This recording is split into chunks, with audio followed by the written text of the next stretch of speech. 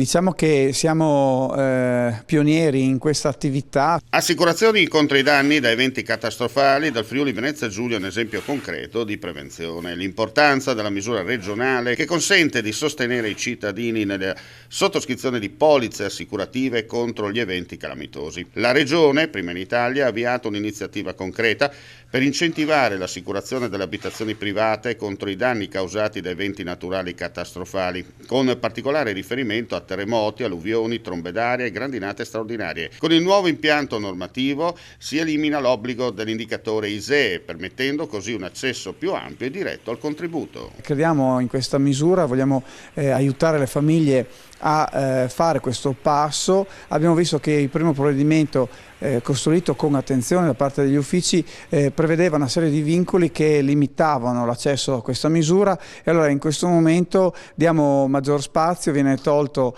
come vincolo condizionante l'ISEE, diamo l'opportunità di poter fare richiesta a tutti. Sono convinto che sarà un intervento che troverà soddisfazione, perché oggi la Regione gode di particolari risorse ed è potuta anche intervenire. Ricordo l'ultimo evento di Mortegliano, dove siamo intervenuti, abbiamo stanziato più di 200 milioni di euro. Non è detto che sarà sempre così, ed è bene che ci si aiuti tutti assieme, amministrazioni pubbliche e cittadini, per fare in modo di garantire la sicurezza di quelli che sono i propri immobili di proprietà.